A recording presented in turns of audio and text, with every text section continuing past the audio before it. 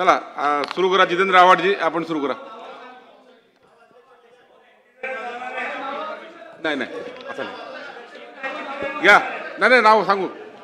नाही नाही वाचता तसे सांगतो वाचता नाही. चला आव्हाडजी बोला. अध्यक्ष महोदय, या अधिवेशनाचा शेवटचा आणि महत्त्वाचा प्रस्ताव मांडण्यासाठी मी या ठिकाणी उभा आहे. आपल्याला, आपल्या महाराष्ट्राला, देशाला विचारांच्या लढाईची अत्युच्च परंपरा आहे. लढाईमध्ये इथल्या व्यवस्थेविरुद्ध कायम उभे राहणारे यांनी व्यवस्थेशी लढाई केली आणि या देशाला आणि महाराष्ट्राला एका सुमार्गावरती आणून उभं केलं. जेव्हा जेव्हा धर्मसत्ता विरुद्ध राज्यसत्ता लढाई झाली तेव्हा पुरोगामित्वाचा झेंडा खांद्यावर घेत इथल्या धर्मसत्तेविरुद्ध आवाज उठवण्याचं काम इथल्या पुरोगामी नेत्यांनी केलं.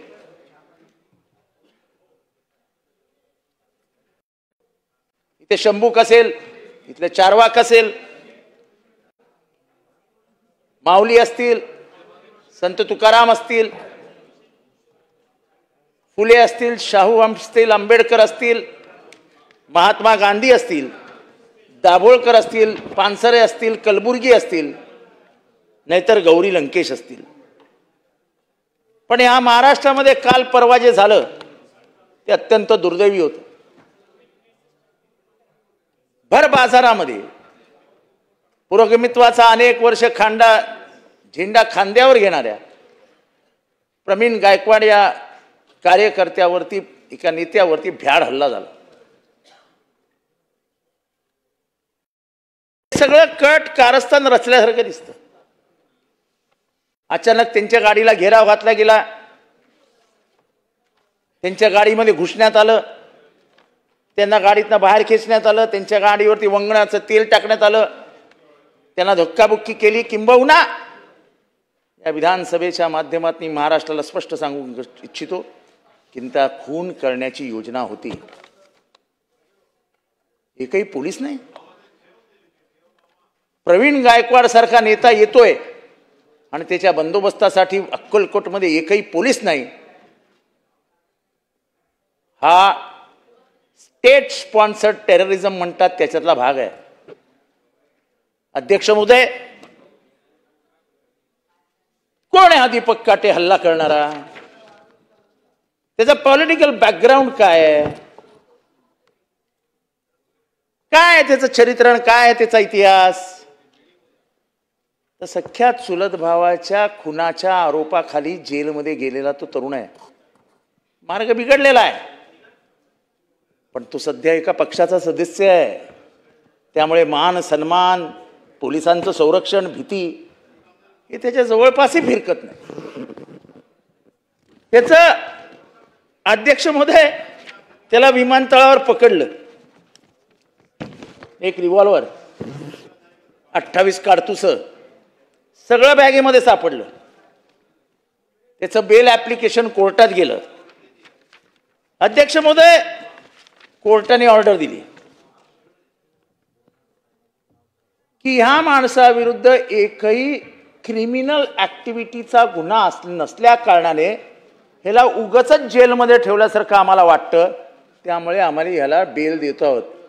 अध्यक्ष महोदय, याच्यातनं स्पष्ट दिसतं की जो कोणी इन्क्वायरी ऑफिसर होता, जो या रिव्हॉल्वरची चौकशी करत होता, त्यांनी कोर्टासमोर मांडलंच नाही की दीपक काटे हा गुन्हेगार आहे, हा खुनी आहे. खुनाच्या आरोपाखाली जेलमध्ये होता. अध्यक्ष महोदय, अध्यक्ष महोदय, कसलं लावलंय urban Naxal, urban Naxal, urban Naxal? हे अर्बन नाझी आहेत, हे अर्बन नाझी आहेत अक्षर. अध्यक्ष महोदय, अध्यक्ष महोदय, नाझिझमचा बेसिक फॉर्म्युला की समाजामध्ये दहशत पसरवा,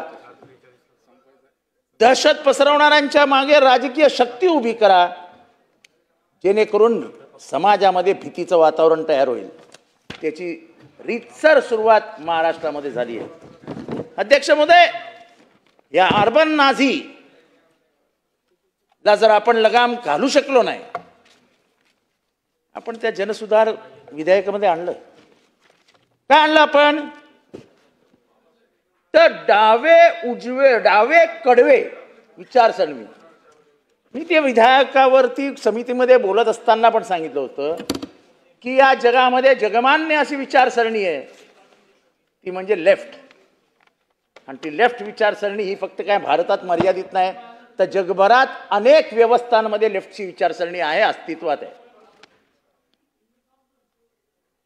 अख्खं रशिया लेफ्ट विचारसरणीच होते एकेकाळी. अध्यक्ष महोदय, लेफ्ट विचारसरणीचा आपण विचार करत असताना गांधींना मारणाऱ्या उजव्या विचारसरणीचं काय करायचं? धर्म आधारित सत्तेच्या खाली लपणाऱ्या आणि पेहलगाम मध्ये हल्ला करणारे हे सुद्धा उजवे कडवेच होते. आम्ही संविधानाला मानत नाही असं स्वातंत्र्यानंतर म्हणणारे उजवे कडवेच होते. मग त्यामुळे तुम्ही डावे कडवे असं म्हणत हे जे काय विधेयक आणलंय त्याच्यामध्ये दीपक काटेसारख्या उजव्या कड्यांना तुम्ही आधार देतात. कोणाला आपल्या पक्षात घ्यावं ते त्या पक्षाचा अधिकार आहे.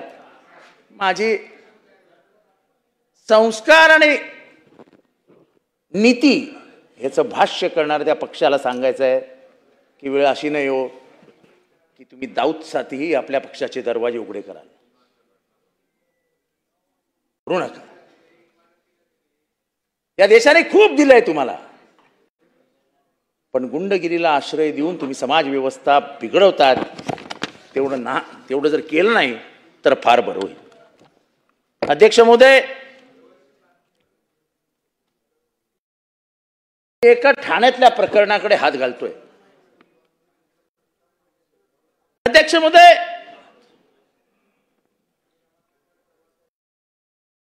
केस नंबर 497 ऑफ 2020 जमील शेख हत्या प्रकरण. कोण आहे हा जमील शेख? अध्यक्ष महोदय, हा जमील शेख मनसेचा लीडर होता, आरटीआय ऍक्टिव्हिस्ट होता, तरुण पोरगा होता, लोकांमध्ये घुसून कामं करण्याची याला सवय होती. त्या विभागात चाललेल्या अनधिकृत बांधकामाविरुद्ध आवाज उचलायचा, तिथल्या स्थानिक नगरसेवकांच्या अनधिकृत कामाबद्दल आवाज उचलायचा. 2014 साली त्याच्यावरती जीवघेणा हल्ला झाला. त्याच्या घराखाली त्याच्या डोळ्यात मिरची टाकण्यात आली आणि मिरची टाकल्यानंतर त्याचे दोन्ही पाय लंगडे करण्यात आले. त्या नवयुवकाने पोलिसांना 164 ची जबानी दिली आणि त्याच्यात त्यांनी एका इसमाचं नाव दिलं. सगळं झालं, पण त्या इसमाला पोलिसांनी चौकशीसाठी सुद्धा बोलवलं नाही. कालांतराने 2020 मध्ये जे मी खटला वाचून दाखवला,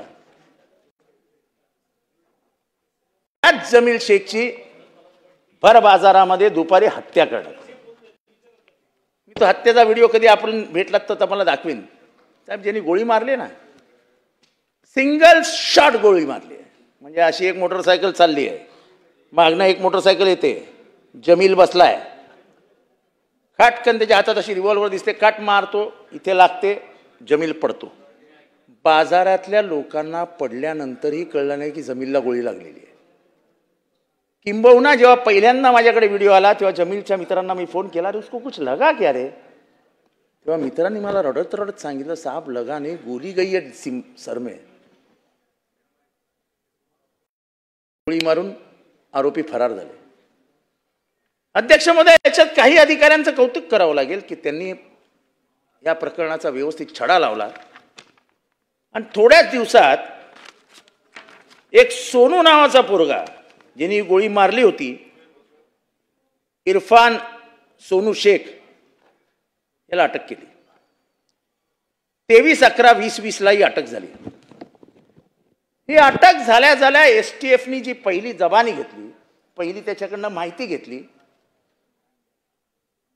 इरफानने STF UPला सांगितलं की हा खून करायला मला ओसामा आणि ज्याने आधीनं जी ह्याच्यावर हल्ला केला होता जमीलवा त्या इस्माचंच नाव घेतलं आणि सांगितलं या आकानी आम्हाला खून करायला सांगितलंय. हे आका प्रकरण संपत नाही बरं का 10 साल आहे. हे आका प्रकरण चालू आहे. मी अजून येणार आहे आकांवरती. आज आयला पहिला पुरावा इरफानला आणण्यात आलं. आता STF तर काय मॅनेज होत नाही. STFने प्रेस रिलीज काढून टाकली. इरफानने आल्यावरती 164 खाली जबानी दिली कोर्टासमोर जाऊन की हे काम आम्हाला त्याच आकानी करायला लावलंय. त्या आकाचं नाव घेऊन जबानी झाली. 164 निवेदन झालं. कोर्टासमोर सांगण्यात आलं. अध्यक्ष महोदय, त्याच्यानंतर ही सुपारी अजून दोघांना देण्यात आली होती. त्यांचं नाव बैद्यनाथ आणि देवीलाल. त्या दोघांनी सांगितलं साहेब आधी ही गोळी मारण्याच्या आधी की आम्हाला ही ओसामानी सुपारी दिली होती. आम्ही जमीलच्या घराची रेकी केली होती. पण त्याच्या घरासमोर CCTV कॅमेरे असल्यामुळे आम्ही 3 दिवस एरियात राहिलो. पण आमची गोळी मारण्याची हिंमत झाली नाही. पुढे जाऊन ते सांगतात की हा काम आम्हाला त्याच आकानी करायला लावलं होतं. पण त्यांनी सुपारी वाजवली नाही. कॅमेरे होते म्हणून निघून गेले. सुपारी फिरली. ओसामानी ती सुपारी इरफान नावाच्या शार्प शूटरला दिली आणि इरफानने येऊन गेम वाजवला. त्यानंतर पैशावरनं अडचणी निर्माण झाल्या. ओसामाला कबूल केलेले पैसे मिळाले नाही. ओसामाला पळवून बँकॉकला पाठवणार होते. ओसामाला बंगला बांधून देणार होते. ते काहीच न झाल्यामुळे ओसामाने व्हिडिओ पाठवला आणि ओसामाने त्यात सांगितलं की आका आणि आकाचा छोटा आका या दोघांनी आम्हाला एक काम दिलं होतं आणि मी काम केलं आणि माझ्याशी खोटं बोलले. मला शब्द दिला होता बँकॉकला पाठवण्याचा. मला शब्द दिला होता घर बांधून देण्याचा. तो कुठलाही पूर्ण केलेला नाही. उद्या जर माझा एन्काउंटर झाला, उद्या जर माझा येता जाता कुठे माझा मृत्यू झाला, ते ह्याला जबाबदार हा आका आणि छोटा आका आहे.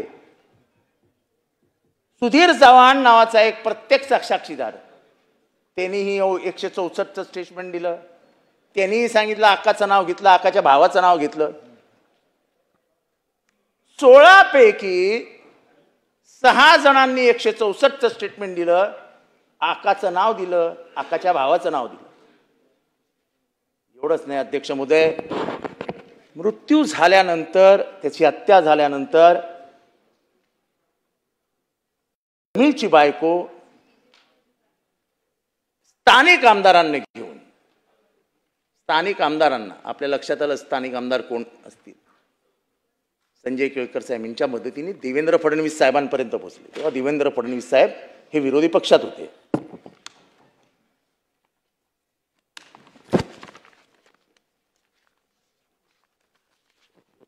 हे देवेंद्र फडणवीस साहेबांचं पत्र. ते त्यांनी तत्कालीन मुख्यमंत्री उद्धव ठाकरेंच्या नावाने लिहिलेलं की याची तुम्ही स्वतः लक्ष घाला, चौकशी पूर्ण करा. आणि त्यांनी शब्द दिला होता की मी ज्या दिवशी सत्तेत येईन त्या दिवशी हा गुन्हेगार बेड्या घालून मी आतमध्ये टाकून देईन. अध्यक्ष महोदय, दुःख इथे सुरू होतं. जेव्हा हत्या झाली तेव्हा जमीलची पोरगी 5 वर्षाची होती आणि त्याची मोठी पोरगी 7 वर्षाची होती. आता पोरगी 10वी झाली, 90% मिळाले. फी भरायला घरात पैसे नाहीत. जमीलची दुसरी लहान पोरगी आता 9वीत आली, ट्युशनला पैसे नाहीत. घर कसं चालतं मला काही सांगायचं नाही, पण मला कौतुक या बाईचं आहे, या स्त्रीचं आहे, या भगिनीचं आहे, कुलसुमाचं. तिने कधीच कोणासमोर हात पसरला नाही, कुठल्याही राजकीय नेत्यासमोर गेली नाही की मला पैसे द्या. 5 वर्ष सातत्याने कोर्टाची लढाई लढली आणि 5 वर्षानंतर हे सगळे पुरावे स्वतःच्या हातात घेतले आणि त्या दोघी पोरींनी रडत रडत देवेंद्र फडणवीस साहेबांच्या नावाने व्हिडिओ काढला की साहेब बाप म्हणून आम्हाला न्याय द्या. त्यास साहेब तुम्हाला आनंद होईल. या दोघींनी कोणाचं नाव घेतलं माहिती आहे? मी तुम्हाला व्हिडिओ दाखवतो. ही प्रेरणा आम्हाला वैभवी देशमुखकडनं मिळाली आहे. ही प्रेरणा आम्हाला कोणाकडनं मिळाली आहे? वैभवी देशमुख व्हिडिओमध्ये म्हणतात या 2 पोरी कि हमारे बाप की जिसने जान ली है वो हमारे सामने घूमता है. हमारे आंख के आंसू, मेरे माँ के आंख के आंसू देख के हमको बहुत बुरा लगता है. पिछले 5 साल हमने हमारे माँ को सिर्फ रोते हुए देखा है. हमने हमारे घर में हंसी देखी ही नहीं है. हमारे बाप की क्या गलती थी? सगळे पुरावे असताना साहेब, पोलीस FIR मध्ये नाव असताना आकाला बोलवतच नाहीत. आकाची चौकशीच करत नाहीत. चौकशी अधिकारी आका बरोबर उत्तर प्रदेशला जातो. चौकशी अधिकारी आका बरोबर जेवायला बसतो. जणू काय आका आणि चौकशी अधिकारी लंगोटी यार आहेत. तेच वाल्मिक कराड. तसंच प्रकरण आहे. सगळी यंत्रणाच ताब्यात आहे. अध्यक्ष म्हणून न्याय कोणाकडे मागायचा? बाकी राजकीय विचार फरक असतील देवेंद्र फडणवीसांच्या नामचे, पण निर्णय घेण्याच्या बाबतीत, न्याय देण्याच्या बाबतीत त्यांचा हात कोणी धरू शकत नाही असं माझं ठाम मत आहे. अध्यक्ष महोदय, आपल्या अध्यक्ष महोदय, मी तेव्हाही वैभवीच्या वेळेस पण बोललो होतो की अध्यक्ष साहेब, मुख्यमंत्री महोदय, तुमच्यातला बाप जागा करा. तुम्हाला मुलगी आहे. त्या जमीलच्या 2 पोरी जर तुमच्याकडे आशेने अश्रू ढाळत न्याय मागतायत, न्यायाची भीक मागतायत, तर तुम्ही बापाच्या जागेवर आहात. तुम्ही मायबाप सरकार आहात. कोण पोलीस? अध्यक्ष महोदय, माज किती आहे बघायचं आहे.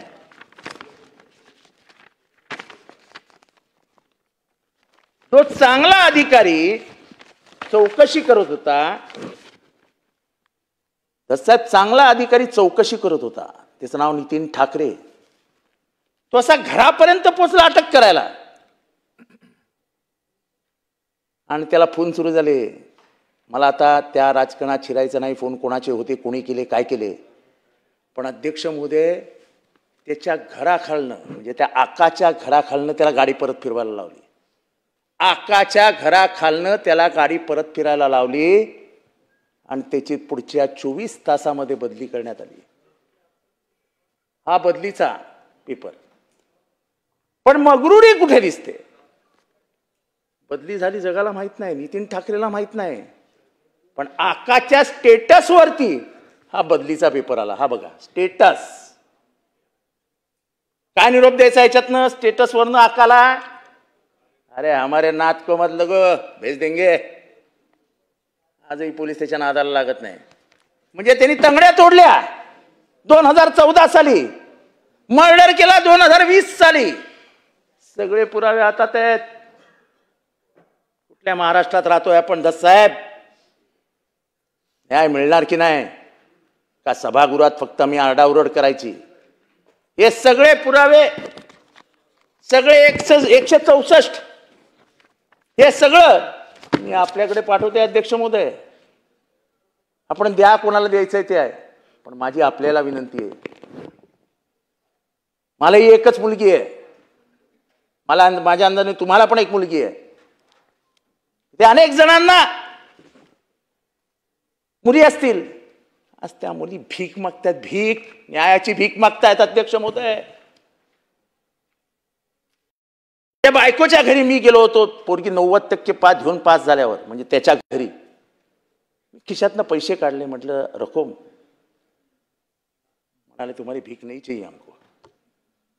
अगर तुम्हारे में दम है, तुमने तो कभी तुम्हारा मुंह नहीं खोला है साहब, मुंह खोलो. हमको देखना है तुम अगर संतोष देशमुख के बारे में बात कर सकते हैं तो क्या जमील तुम्हारा आदमी नहीं था? मी शर्मेने माझी मान खाली घातली. जेव्हा त्या पोरींकडे मी बघितलं तेव्हा माझ्यातला बाप जागा झाला की साला आपण काय करतो यार. आणि म्हणून मी आज हे बोलतोय, अध्यक्ष महोदय, न्यायाची अपेक्षा आहे, असं करू नका. केवळ राजकीय वरदस्त आहे म्हणून जर या महाराष्ट्रात खून पडणार असतील तर हा महाराष्ट्राचे संस्कार आणि संस्कृती मला कधीही माफ करणार नाही. अध्यक्ष महोदय, काय चालू आहे?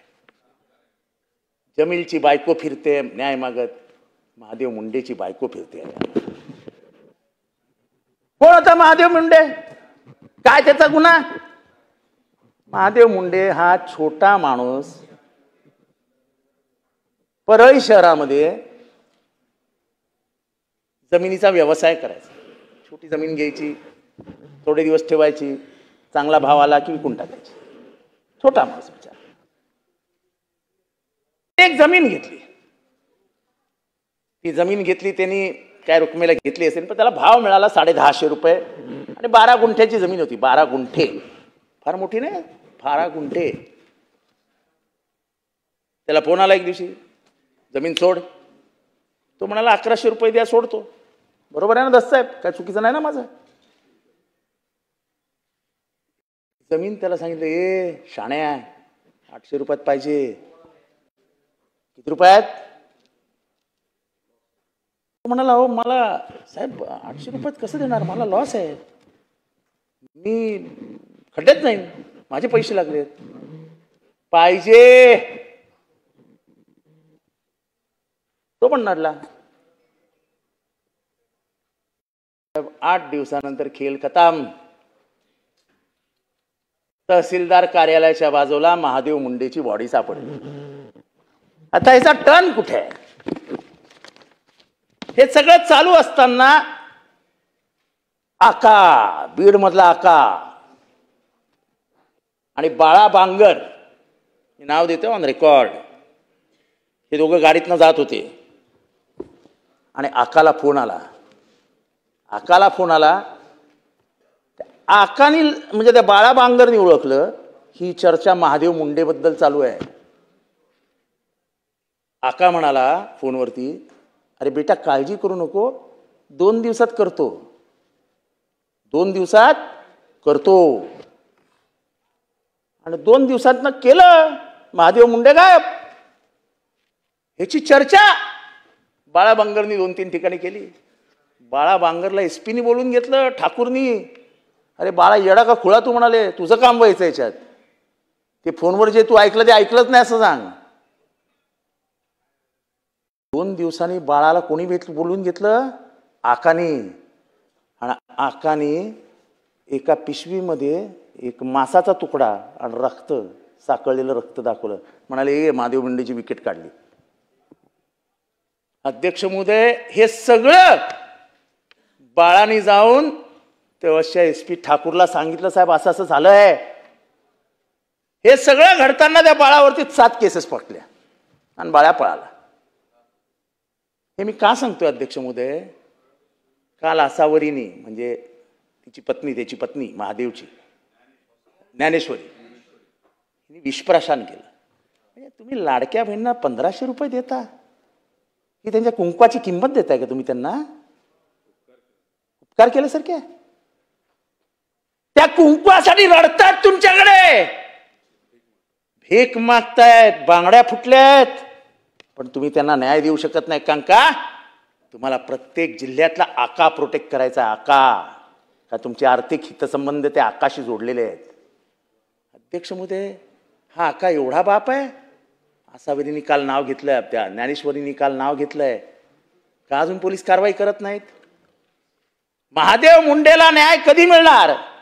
त्याच्याही घरी तीच परिस्थिती आहे. आम्ही त्याच्या घरी गेलो होतो. ती बिचारी बाई, मला माहित नाही भगिनी आमची, अध्यक्ष महोदय मी तुम्हाला सांगतो, अशी झाली हो बिचारी, अशी हाडाची काढं झाली आहेत विचार करून करून, रडून रडून रडून. तिचा भाऊ मला खाली येऊन सांगत होता, साहेब काहीतरी करावं, तिला खायला लाव. साहेब ती जेवतच नाही.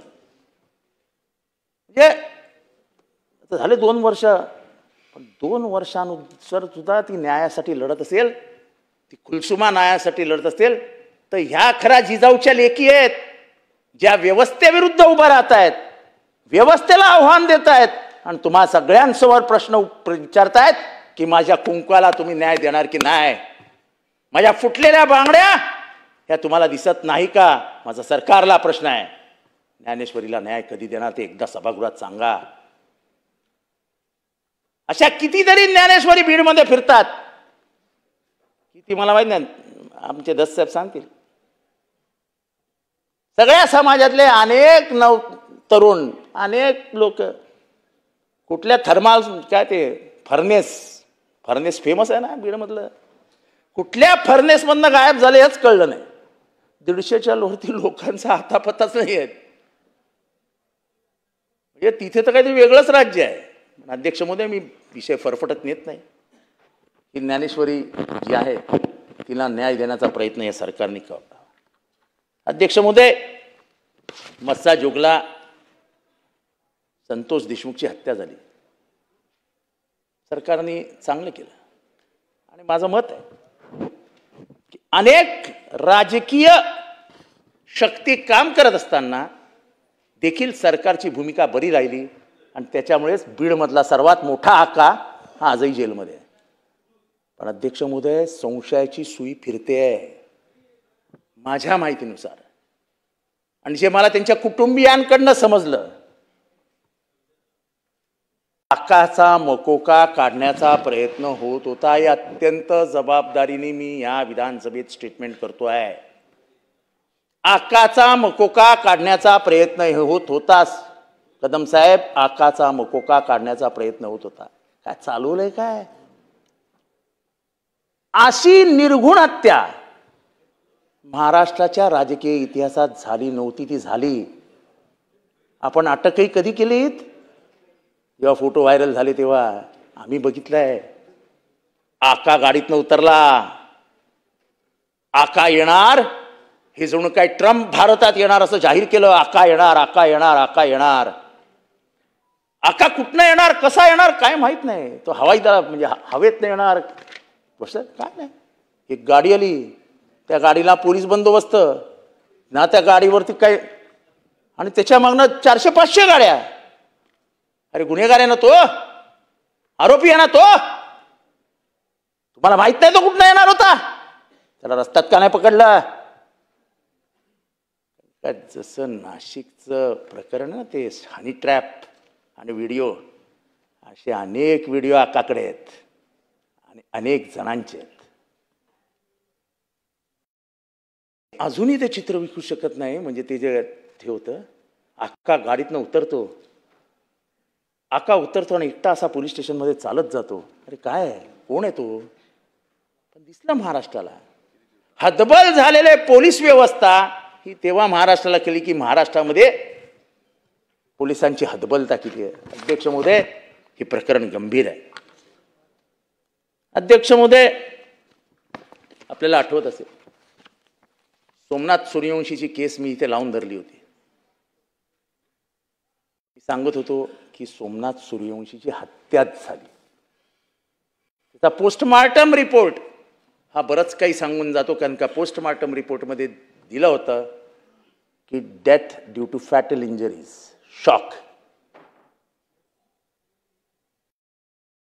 इथे सरकारतर्फे सांगण्यात आलं की त्याला श्वासोश्वासाचा त्रास होता. श्वासोश्वासाचा त्रास असताना तो जिवंत कसा राहिला? तो मेला कुठे? तो किती वाजता मेला? काही सरकार सांगायला तयार नाही. आणि आम्ही इथे एखादा आमदार जेव्हा बोलतो तो सत्य बोलतो असं मानलं जातं. हा कायदा आहे, प्रथा आणि परंपरेमध्ये हा कायदा आहे. नाही, सरकार काहीतरी लपवत होतं. कारण का सोमनाथ सूर्यवंशी ज्या जातीचा आहे त्या जातीला आपण मानतच नाही. जात व्यवस्थेमध्ये अतिशय छोटी जात, समाजही बरोबर नाही, समाजाची मतही नाहीत की सरकारने त्याचा विचार करावा. अरे हटाव. कोणातरी वाचवण्याच्या नादामध्ये सोमनाथ सूर्यवंशीला ढकलून दिला. मेला तर मेला, जाऊ दे. पण त्या आईचे शाप लागले, त्या आईचे शाप लागले.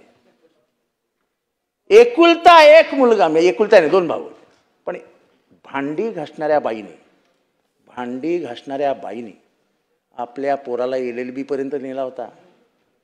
आणि मी सांगतो अध्यक्ष महोदय, मी कोविडमध्ये सिरियस होतो. माझा आणि सोमनाथ सूर्यवंशीचा काही संबंध नाही आहे.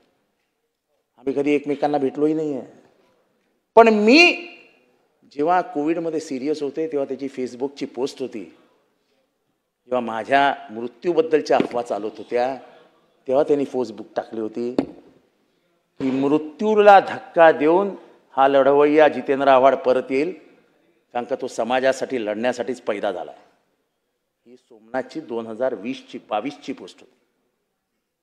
म्हणून मी त्यासाठी लढत होतो. आज मला आनंद आहे की तुम्ही सगळे प्रयत्न केलेत. सोमनाथचा मृत्यू खोटेपणा करण्याचा तुम्ही सगळे प्रयत्न केले, पण अखेरीस संभाजीनगरच्या हायकोर्टाने सांगितलं की हा खूनच आहे आणि पोलिसांवर गुन्हे दाखल करा. प्रश्न हा आहे की तुम्ही महाराष्ट्राची दिशाभूल केलीत. महाराष्ट्राचा न्यायाला फाशी दिलीत. सरकारकडनं जी अपेक्षा असते लहान लहान समाजाची आईची, त्या अपेक्षा भंग करून टाकला. काय ते त्या आईचं दूर, काय त्या आईचं हृदय तुटत असेल हो सकाळी उठल्यानंतर. तुम्ही अख्ख्या महाराष्ट्राला फसवलं. तो अख्ख्या महाराष्ट्राला त्याचं प्रोजेक्शन करून टाकलं की गुंड होता. पोलिसांनी काहीच केलं नाही. मी ती आईला विचारलं होतं, आई त्याला काय श्वासोश्वासाचा त्रास होता? मला कसला हो धडधाकट होता. काहीच त्रास नाही आमच्या पोराला. बरोबर नाही. अध्यक्ष महोदय, त्या पोलिसांना अटक नाही झाली काय झालं ही माहिती महाराष्ट्राला कळलीच पाहिजे. अध्यक्ष महोदय, महिला सुरक्षितता हा एक मोठा विषय आजकाल चर्चेत आहे. अध्यक्ष महोदय, इथे खूप चर्चा झाली. शहापूरमध्ये शाळेमध्ये पोरींना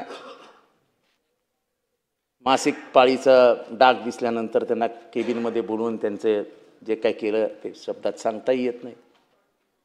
काय चालू आहे? काय महिला अत्याचार कुठल्या लेवलला चालले आहेत? बलात्कार वाढले आहेत, विनयभंग वाढले आहेत. महिला महाराष्ट्रात असुरक्षित आहे हे आपल्या लक्षात येत नाही.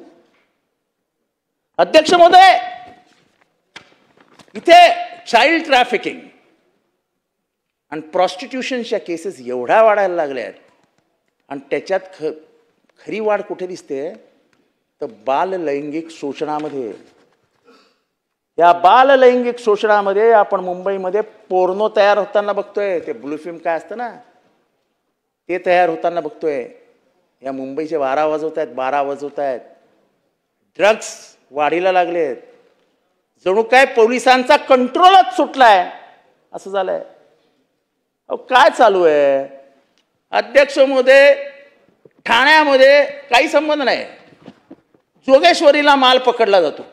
काय MD का कोकेन कोणातरी पकडला जातो. रॅकेट किती मोठ्याकडे बघा. त्याला मुंबई पोलिसांनी ताब्यात घेऊ नये म्हणून ठाणा पोलीस जोगेश्वरीला पोचतात आणि 65 ग्रॅम MD, म्हणजे ती कमर्शियल काय असते मला एवढं काय माहित नाही, पण त्याला ठाण्यात घेऊन येतात. 25 कोटीची तोड होते. कसं काय होणार ड्रग कंट्रोल? तुम्हाला काय वाटतं? Drugs without the help of police चालू शकता? प्रत्येक नाक्यावर पान टपरीवरती चार्ली,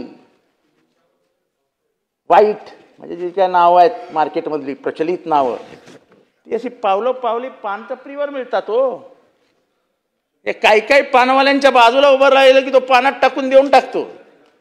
लगाव इधर, सो जाओ. काय चालू आहे काय? अध्यक्ष महोदय, महिलांचे अत्याचार, ड्रग्स, मर्डर, रिव्हॉल्वर्स हे तर असे मुक्त, म्हणजे काय त्या नागपूरच्या हत्या बघा कशा आहेत. म्हणजे आपल्यालाच भीती वाटते. साला रस्त्यावरून येतो खाटखोट मेला चालला. अरे काय भीती नावाची काही गोष्टच उडली ना. अध्यक्ष महोदय, आपण अनेक मोर्चांना जातो ना याच्यात, आझाद मैदानावर. सगळ्या मोर्चांना जातो. मी जातो, जयंत पाटील साहेब जातात, विजय वडेट्टीवार जातात, आमचे नाना पटोले जातात, रोहित पवार जातात, उद्धव ठाकरे पण जातात, आमचे सुनील प्रभू जातात, सगळे सगळे सगळे आम्ही जातो. अध्यक्ष महोदय, मी एक प्रकरण समोर आणतो. काय चालू आहे काय महाराष्ट्रात. मला एक 80 वर्षाची म्हातारी भेटली बिचारी. अशी टिपिकल म्हातारी, सुरकुतलीला चेहरा, पुतण्याच्या हातात हात दिलाय. मला तिला बघून असं वाईट वाटलं. असं म्हटलं हिच्या पायात चपला नाही आहेत, लुगडं फाटलंय, काय करते इथे. मी स्वतःहून कुतूहलाने तिच्या जवळ गेलो. आजी काय हो तुमचं काम इथे, कशाला आलात. मला म्हणाली बेटा मी भीक मागायला अरे माझी जमीन. तुमची जमीन कोणी घेतली. मग जी कहाणी सांगितली योगेश कदम, तुम्हाला पण वाईट वाटेल. त्या बाईची 17 एकर जमीन होती. 17 एकर. तिचा पती, ज्याला आपण गावरान भाषेमध्ये दादला म्हणतो, तिचा दादला 10 वर्षापूर्वी वारला होता. पण तिच्या जमिनीवर गिधाडांची नजर पडेल त्याची पुसटची कल्पनाही नव्हती तिला. एक दिवशी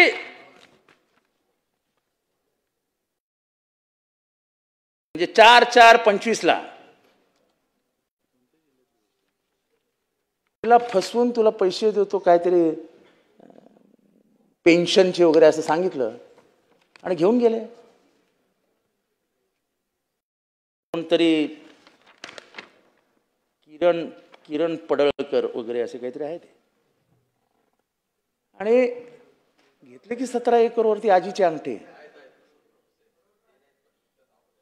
17 एकरचा दस्त तयार झाला. आजीला कळलंच नाही काय झालं. 1 महिन्यानंतर नातेवाईकांना कळलं की आपली जमीन गेली. नातेवाईकांनी धावपळ सुरू. अध्यक्ष महोदय, जेव्हा गावभर बोंबाबोंब सुरू झाली तेव्हा कैलास वाघमारे या माणसाने आजीच्या पेटीएम मध्ये 5 लाख रुपये टाकले. काय टाकण्याची गरज आहे, तुम्ही चुकलेला नाहीत ना, कशाला टाकायचे. असे चोरी करणारे पुरावे तयार करून ठेवून देतात. अध्यक्ष महोदय, हा कोण आहे कैलास वाघमारे माहिती घ्या. योगेश कदम, तुम्ही म्हणजे तुम्ही इथे गृह खात्यातर्फे बसलेले आहात, घेऊन घ्या कैलास वाघमारे. लगेच फोन करा सांगलीच्या एसपीला. आणि कोण आहे हा कैलास वाघमारे, हा कुठे काम करतो याची माहिती घ्या.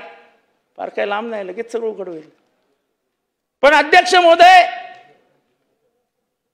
एका गरीब अशिक्षित वृद्ध आजीला फसवण्याचं पाप सत्ताधारी पक्षाशी संबंधित असल्याने माणसं करणार असतील आणि जर त्याला न्याय आपण देऊ शकत नसाल सभागृहात, तर महाराष्ट्र तुम्हाला माफ करणार नाही. 80 वर्षाच्या त्या आजीची तुम्हाला छाप लागते. कसली हो लाडकी बहीण. ही लाडकी आजी आहे ना तुमची आजी. आजीची 17 एकर जमीन खाल्ली आहे ना. त्या आजीच्या अंत्ययात्रेला पैसे नाहीत ना घराकडे. त्या आजीचा मृत्यू झाला तर तिथे लाकडं आणायला पैसे नाहीत ना. कोण देणार तिला न्याय. कोण आहे ते हरामखोर. उत्तर आहे सरकारकडे. हे सरकारकडे मी उत्तर मागतोय. जे सत्य आहे ते येऊन समोर आम्हाला सांगा. मी फोटो आहेत माझ्याकडे कैलास वाघमारेचे सगळे फोटो आहेत. मी उघड करत नाही.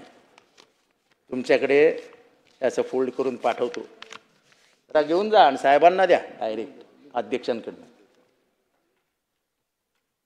मी याची बोलतो ना, सोमनाथ सूर्यवंशी, राबोडीतला आका, बीडमधला आका, आम्ही हवेतनं नाही आणत. मी माहिती गोळा करतो. आम्ही शेवटच्या माणसापर्यंत जातो, माहिती घेतो आणि मग इथे हक्काने बोलतो. मी चॅलेंज देतो सरकारला. चॅलेंज, ओपन चॅलेंज, की मी जे आत्ता आरोप केलाय त्याच्यातला 1% खोटा आहे तर दाखवा. मी उद्या आजीला घेऊन येतो. मी उद्या जमीलच्या 2 पोरींना घेऊन येतो. मी उद्या ज्ञानेश्वरी मुंडेला घेऊन येतो. आणि तुमच्या लाडक्या बहिणी तुमच्या समोर ठेवतो आणि मग तुम्ही सांगा की यांच्या डोळ्यातल्या अश्रू पुसण्याची ताकद तुमच्यात आहे का? यांचं कुंकू परत देण्याची ताकद तुमच्यात आहेत का? यांच्या फुटलेल्या बांगड्यांना न्याय देण्याचा तुमच्यात ताकद आहे का? नसेल ताकद तर नाही सांगा की काही सत्तेच्या दलालांपुढे आम्ही हतबल झालो आहोत. ही हतबलता या सरकारची दिसते. आम्हाला कळतंय पॉलिटिकल कंपल्शन्स आहेत, पण पॉलिटिकल कंपल्शन्समध्ये जमीन बळकावणं, मर्डर करणं हे मान्य आहे तुम्हाला? अध्यक्ष महोदय, हे ठाण्यामधल्या साधना हिंदी विद्यालयामध्ये म्हणजे महिला अत्याचार, रंजू सिंग नावाची सहाय्यक शिक्षिका ही सन 2023 ते एप्रिल 2025 पर्यंत कार्यरत होती. शाळेचे संस्थापक श्री रमेशचंद्र मिश्रा यांनी शाळेत कायमस्वरूपी करण्याचे आश्वासन दिले होते. त्या बदल्यात त्यांच्याकडनं लाखो रुपये उकळले होते. सुमारे 12 वर्ष त्यांना पगार दिला नाही, मानधन दिला नाही. ती बिचारी मिळतं त्या तटपुंज्या पगारावरती नोकरी करत राहिली. आणि अखेर या सगळ्या परिस्थितीमुळे एक दिवशी तिचं मानसिक संतुलन, तिला मेंटल हॉस्पिटलमध्ये ऍडमिट करावी लागली. ऍडमिट. शाळा अनधिकृत MIDCच्या प्लॉटवर उभी आहे. सगळं पोलिसांना माहिती आहे. काही होत नाही. गंगा संस्थापक रमेशचंद्र मिश्रा लय ताकदीचा आका आहे. या आकाने लय हैराण केलं लोकांना. अध्यक्ष महोदय, आज सकाळपासून पूर्ण महाराष्ट्रामध्ये एकच चर्चा आहे, साला ये हनी ट्रॅप क्या है, साला ये हनी ट्रॅप क्या है, ये किसका है? प्रत्येक जण दुसऱ्याकडे बघतोय. अरे तेरा तो नाही आहे ना? किंवा अमीन भाई. अध्यक्ष महोदय, काय चालू आहे काय महाराष्ट्रात? अमीन भाई, सोचो अमीन भाई, ये हसी मजाक में मत लो. कोणावर विश्वास ठेवायचा प्रश्न उभा राहील.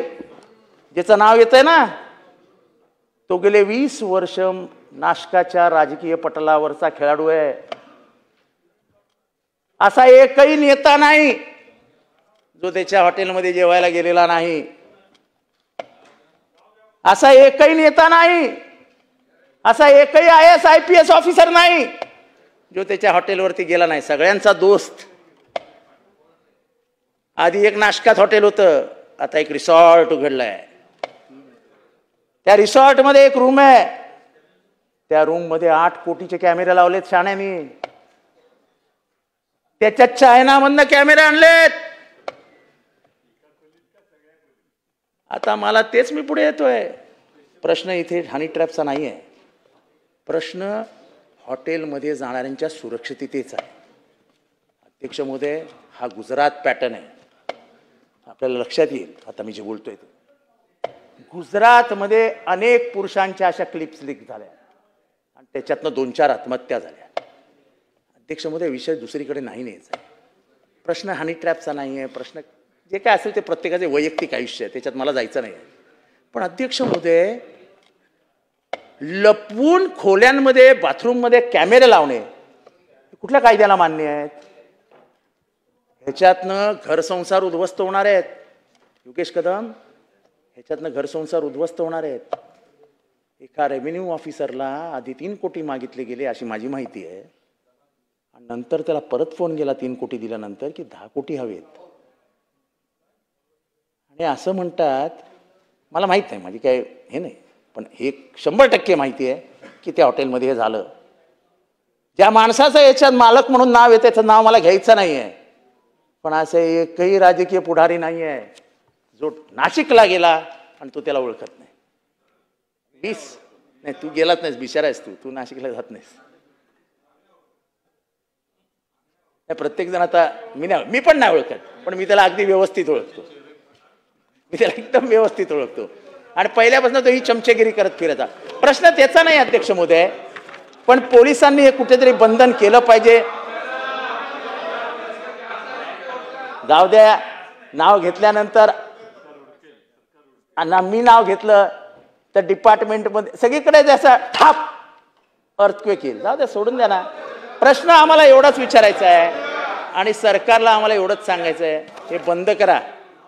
हा जो कोण हलकट आहे ना, जो हे धंदे करतोय, मैत्रीचं नातं दाखवतो, हॉटेलमध्ये बोलवतो, 5 स्टार सगळ्या सोयी करून देतो, स्पा मसाज वगैरे सगळं सगळं करून देतो, आणि नंतर 1 वर्षाने दाखवतो हे घ्या अध्यक्ष. नाही, त्यांना जाऊन योगेश कदमना जाऊन भेटून सांगणार आहे कोण आहे तो. त्यांना पण माहिती आहे, त्यांनी सकाळी उत्तर दिलं ना, चौकशी करतो, कॉम्प्रोमाइज झालंय.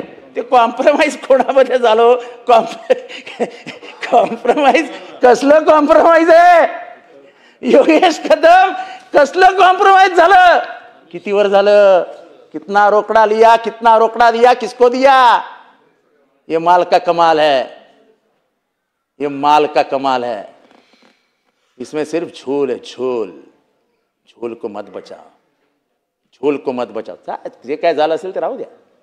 अध्यक्ष महोदय, जे काय घडते ते अतिशय डेंजरस आहे. माझी सूचना आहे आणि ही मनापासून करतोय मी, की पोलिसांना हे चेक करायला सांगा की कॅमेरेज कुठे कुठे लागलेले आहेत. अनेक हॉटेलमध्ये अशा अनेक फिल्म्स काढल्या जातात. असं आहे की यंगस्टर्स असतात, मला ते बोलायचं नाही, परत त्याच्यावरून एक नवीन कॉन्ट्रोवर्सी तयार होईल. पण आपल्याला नवतरुणांचे, हॉटेलमध्ये जाणाऱ्या सगळ्यांचे आयुष्य सुरक्षित ठेवावे लागतील, ही आपली जबाबदारी आहे. अनेक फॉरेनर्स येतात, अनेक जण नाशिकला जातात. पुण्यनगरी नाशिक, गोदावरीच्या नावाने ओळखणारी जाणारी नाशिक, पंचवटीच्या नावाने ओळखली जाणारी नाशिक, काळारामाच्या मंदिराच्या नावाने ओळखली जाणारी नाशिक, राम मंदिराच्या नावाने ओळखली जाणारी नाशिक, रामाच्या स्पर्शाने पुनीत झालेली, पावन झालेलं नाशिक आज बदनाम कशामुळे होत आहे? तर बेफिल्म काढल्या गेल्यात म्हणून, हनी ट्रॅपमुळे नाही हो. नाशिक फार मोठी पुण्यनगरी आहे. तुमचा माझा कुंभमेळा तिथेच भरतो 12 वर्षानंतर. तर योगेश कदम साहेब, तुम्ही प्रतिनिधित्व करता, तुम्ही आज हाऊसमध्ये बसले आहात होम म्हणून. बघा, हे लक्ष घ्या, हे लक्षात घाला. हा, कुंभाच्या आधी हा मेळा स्वच्छ करून घ्या. कुंभमेळ्याची स्वच्छता नंतर करा, हा कुंभ स्वच्छ करून घ्या. अध्यक्ष महोदय,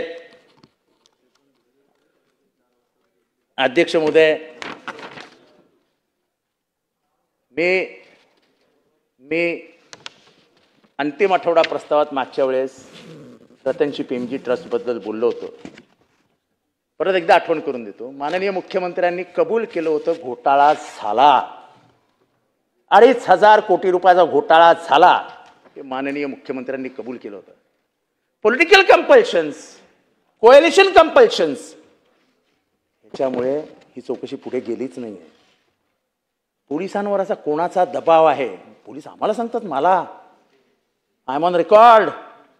अरे जितेंद्रजी, समजून घ्या ना, फोन येत आहेत. अरे कोणाचे फोन येत आहेत? 2,500 कोटी रुपयाचा जमीन घोटाळा होता आणि कोण दाबण्याचा प्रयत्न करतोय? आम्ही सोडणार आहोत? आम्ही वाटेकरी नाही आहे. वाटेकरी कोण आहे? रेव्हेन्यू मधले ऑफिसर वाटेकरी आहेत, TILR वाटेकरी आहेत, TMCचे अधिकारी वाटेकरी आहेत. अध्यक्ष महोदय, ज्या NBFCच्या बँकेमध्ये 1.5 लाख रुपये नाही, 1.5 लाख, ती NBFC 1,200 कोटी रुपयाची गॅरंटी देते. अरे it is a fit case of money laundering. 1,000 कोटी रुपयाची जमीन 100 कोटी रुपयामध्ये विकली जाण्याची संभावना दिसते. हायकोर्ट म्हणते कॅन्सल. पैसे आलेत गेलेत, फक्त ते कॅशमध्ये गेलेत, चौकशी करा. It is a first case of money laundering. हाच रतनजी प्रेमजी ट्रस्टच्या मालकावरती आजही 5 FIR आहेत. 5 FIR. अशाच ट्रस्टच्या जमिनी तो अशाच विकत असतो. वशीला लय दान गाय हो योगेश कदम साहेब. 5 FIR असून देखील आजपर्यंत एकदाही पोलीस स्टेशननी बोलून बसवलं नाही. सिर्फ अंदर की बात है, पोलीस हमारे साथ है, असं तो म्हणत असतो कायम ठाण्यामध्ये. तेव्हा अध्यक्ष महोदय, हे सगळं बघितल्यानंतर प्रवीण गायकवाड हे सगळे हल्ले, मला गोविंद पानसरे आठवतात. अध्यक्ष महोदय, आजही आरोपी पकडले गेलेले नाहीत. आजही आरोपी फरार आहेत. झाली 10 वर्ष झाली. 2015ला मारलं त्यांना. अत्यंत बुद्धिमान, निष्ठावान, विचारांशी पक्के असलेले आमचे गोविंद पानसरे साहेब गेले. पण अध्यक्ष महोदय, कधी पण पकडणार या आरोपींना? कधी शिक्षा देणार त्यांना? संतोष देशमुखच्या खुनामधला आरोपी कृष्णा आंधळे कुठे हो? योगेश कदम साहेब कुठे आहे? तो गायब आहे की गेला? तुम्हाला काहीच माहित नसेल. कृष्णा आंधळे याचा खून करण्यात आलेला आहे. कृष्णा आंधळे हा त्या मारेकऱ्यांपैकी सर्वात वीक लिंक होता. Weak link. हा कृष्णा आंधळे सगळं ओकेल या भीतीपोटे कृष्णा आंधळेला कधीच ढगात पाठवलंय. तेव्हा अध्यक्ष महोदय, कायद्याचे राज्य ही लोकशाही व्यवस्थेची आधारशिला असते. समाजातील प्रत्येक महिलेला, स्त्रीला, भगिनीला, पुरुषाला सन्मान मिळावा, न्याय मिळावा, समानतेची वागणूक मिळावी, प्रत्येकाने कायद्याचं पालन करावं, एवढंच अभिप्रेत असतं. आणि त्याही पेक्षा जास्त सरकारकडनं अपेक्षा असतात न्यायाच्या, सरकारकडनं अपेक्षा असतात कायद्या पालनाच्या, सरकारकडनं अपेक्षा असतात गुन्हेगाराला शासन करण्याचा. जर सरकारच गुन्हेगारांना पाठीशी घालायला लागलं, जर ज्ञानेश्वरीला आजही भीक मागावी लागत असेल, जर कुलसुमाला आजही न्यायासाठी भीक मागावी लागत असेल, तर मग सरकार काय करतंय? अरे ते मायबाप आहे की स्वातंत्र्य बाप हा राज्य व्यवस्थेमध्ये घुसलाय? एवढंच मला विचारायचंय. आम्हाला न्याय हवाय. कोसळलेली राज्य व्यवस्था महाराष्ट्राने बघितलेली नाही आहे. तुम्ही या महाराष्ट्रामध्ये बंडाचा आवाज थंड करणार असेल तर महाराष्ट्र हा षंडांचा नाही, एवढा लक्षात ठेवा. शेवटी विद्रोह जन्माला कुठे आला तर तुकारामाने महाराष्ट्रात घातला, हे लक्षात ठेवा. आमची लढाई तुकारामाच्या बाजूने, नथुरामाच्या विरोधात आहे, एवढं लक्षात ठेवा. कायम आम्ही लढत राहू. तुम्ही गोळ्या मारण्याचा प्रयत्न केला. काल मला गेटवरती शिव्या घालण्यात आल्या. देऊन टाका ना या राज्य शासनाच्या अध्यक्ष महोदय, तुम्ही परवानगी देऊन टाका शिवांना पार्लमेंटरी लँग्वेज म्हणून. काय चालू आहे काय? मी आता ट्विट केलंय अध्यक्ष महोदय. एक आई बहिणीवरनं मला शिव्या आल्या आहेत. आई बहिणीवरनं मारून टाकू असं पत्र मेसेज आलाय. मारून टाकू. मी उघडपणाने सांगतोय, 6 टर्मचा आमदार आहे मी. माझ्या मोबाईलवर मेसेज येतो मारून टाकीन. मोबाईल नंबर येतो. मी फोटो पण टाकलाय. तर बघूया किती तासात पोलीस कारवाई करतात का. आम्हाला सांगणार आहेत काय? कंप्लेंट येऊन करा, कंप्लेंट येऊन करा, कंप्लेंट येऊन करा. आम्हाला बघायचं आहे. विधानसभेत मी असताना मला मेसेज आलाय. जबाबदारी विधानसभेच्या मालकांची. आणि मालक कोण आहेत? वरचे सभापती आणि खालचे अध्यक्ष. मी त्यांच्या हाताखाली आहे. माझा जीव वाचवणं, माझ्या प्राणाची रक्षा करणं, माझा सन्मान करणं, माझी प्रतिष्ठा राखणं, या सभागृहाची प्रतिष्ठा ही माझ्याशी जोडली गेलेली आहे. तुम्हा सगळ्यांच्या प्रतिष्ठेचा प्रश्न आहे. तुमच्या सगळ्यांच्या प्रतिष्ठेचा. आई बहिणीवरनं शिव्या देता, धमकी देता. अरे ते आहे, धमकीला घाबरणार आहोत का मी? अरे आयुष्यभर कफन बांधूनच फिरतो साहेब. धमकी कोणाच्या बापाची ऐकणार नाही. आम्ही गांधींचे पाठीराखे आहोत. गांधींचे. मरते दम तक जो विचारधारा से चले हैं उसी विचारधारा पे चलेंगे. शरणागती नहीं पत्करेंगे. तेव्हा एवढंच बोलतो. न्यायाची अपेक्षा करतो. बोलू दिल्याबद्दल आणि शांतपणाने बोलू दिल्याबद्दल माननीय अध्यक्षांचे आभार मानतो. जय हिंद, जय महाराष्ट्र, जय भीम. अतुल वातकळकर.